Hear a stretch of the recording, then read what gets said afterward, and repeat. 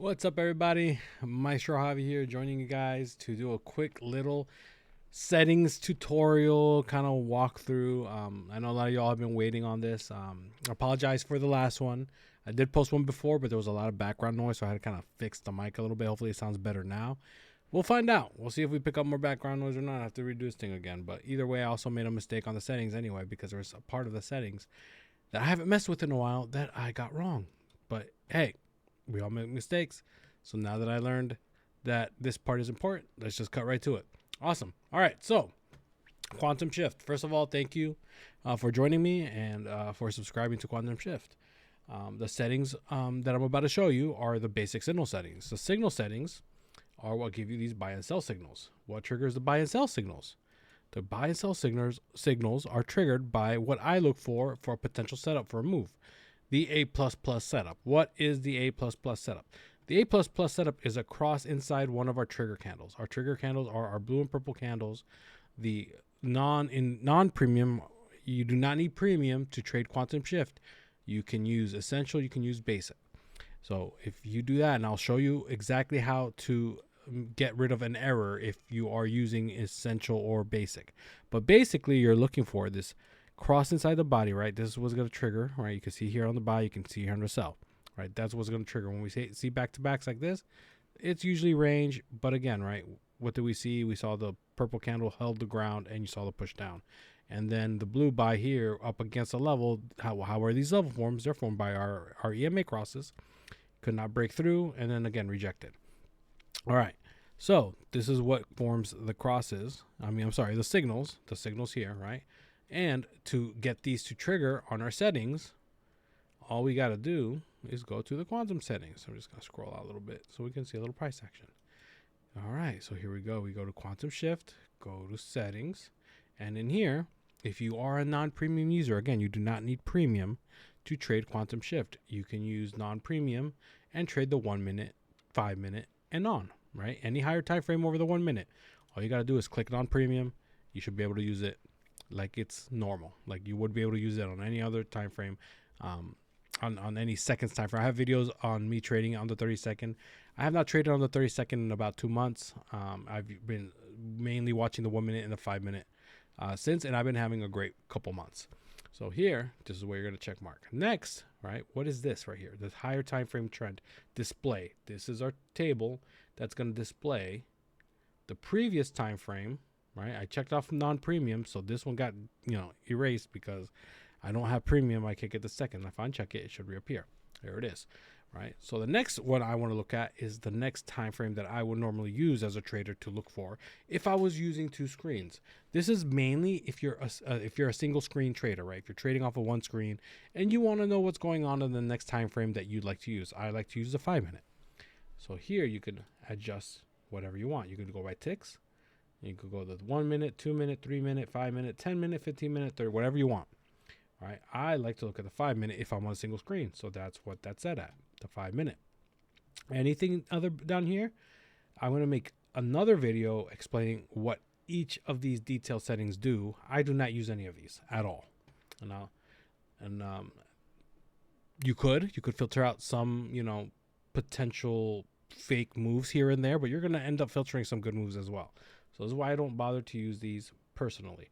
Trend transparency is for some people that don't like to see the cloud, right? So you have the shading, you have your red and your green. The cloud is basically a trend that you're looking at. And if you don't want to look at it, all right, I use it as a little confluence here and there. I'm not always looking at it, but on the higher time frames I do. But here you can adjust if you want it dark, like it's 85. If you want it gone, you hit 100%. And then it'll disappear. Give it a few seconds, and it's gone. Right? And then if you bring the number down, if you want it to be brighter, right? If you can't see darker colors, hit 70, and it'll be bright as hell. Watch. There it is. Super bright. Awesome. All right. Now, I like to have 85. Personally, 85 for me is a nice tint. I can see it very, very well, and I have it set as such. Boom. Next thing we're going to look for, or at, right here, you have the ability to customize your chart to whatever colors you'd like. For me, the buy and the sell trigger candles are the same color. This is how I've seen them from the beginning of building this strategy, and I leave them as such. Blues are bullish, purples are bearish. Your stop loss lines are these kind of reddish orange looking lines, right? When the A++ setup presents itself and the sell or buy triggers signal, you will have your stop loss line, which is usually a break above or below your trigger candle. I like to place the stops personally a couple points above, especially during Asia where it tends to be wicky. And that's personally me, right? So there's your stop loss lines right there. All right, next part that matters, or next part I can explain actually, is the price label size. The price label size, you see this little label right here? You can adjust that, right? Let's go to this chart actually, because since it's viewable there, you can see how it changes, right? So let's go down here, price label size, small. I want to make it large. Give it a few seconds, and it should make it a lot bigger. So if you have vision issues, this will take care of that for you. Boom, it's huge. There you go. Now you can really see where that line is. All right. And I'm going to go right back to small. Label offset is determining where you want to see it. So currently it's set to 8. The higher the number you have, the further away it goes. So if I want it to be closer, I would drop the number. If I want it to be farther, I will adjust the number. I'll make it higher. Hit OK.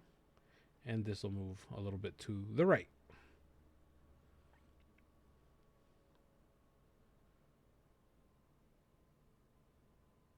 There you go.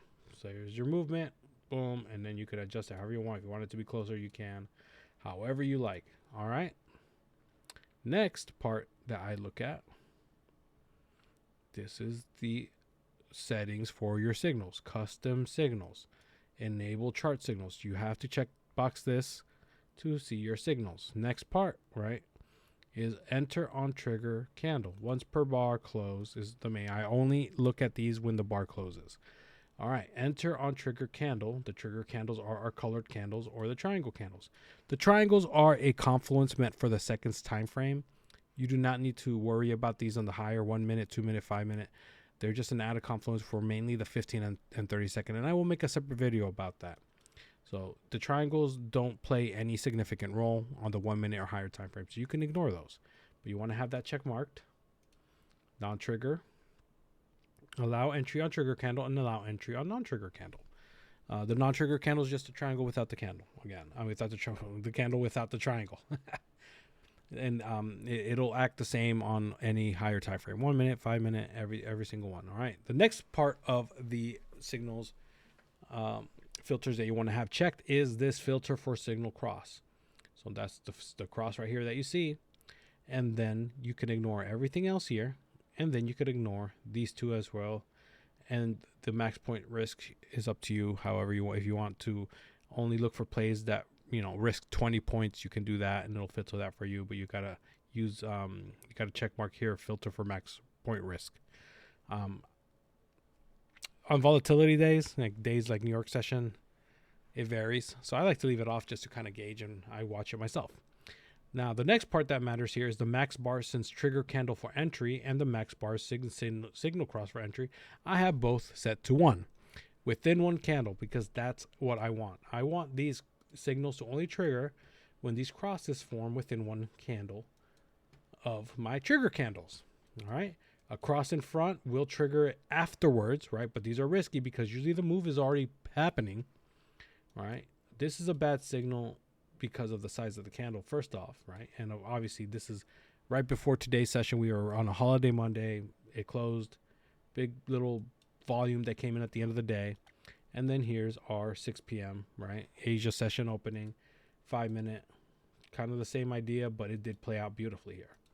There's your sell signal, A++ setup here for the opening, right? A++, cross inside the body of the candle. There's your stop loss line up here at 509. There's your level that formed at 499.50. Here's your retest that could not break above it. And there's your big drop. Boom. Nice, beautiful 5 minute signal here at the opening for tonight's Asia session. Let's go to the 1 minute. And you can kind of see where it started happening here on the 1 minute. The added confluence happened. over here at 6:22 p.m., right? If you're orienting up here, here's another one. All these buy signals are bad. Why? Because we're going up against a 5-minute. A 5-minute level holds a ton of strength. If you are in a play and you are going in along this example, and you see that 5-minute level about to form, get the heck out. You're not going to want to fight a 5-minute level. There are instances here and there where, yes, there may be a break and continuation move if it breaks, because that's a strong indication for a potential move to continue going if it broke this 5-minute level and that 5-minute candle, right? That would be a failed bearish move, but it could not.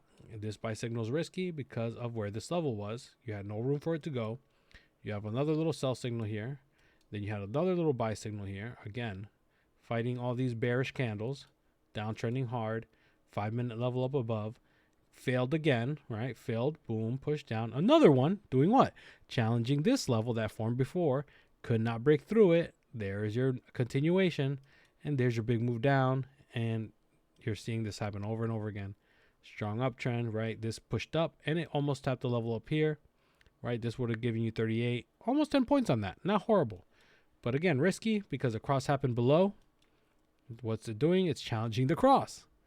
It's a repetitive process. Quantum Shift is a very structured, very well put together indicator that is its own system. It's its own system. A lot of people think it's this run-of-the-mill indicator just to look at the buy and sell signals. It's a strategy. Don't just look at the buy and sell signals.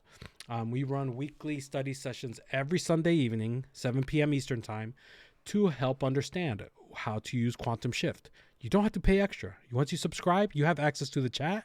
You have access to the study sessions. I host them. I try to host twice a week. I try to do one morning and one evening.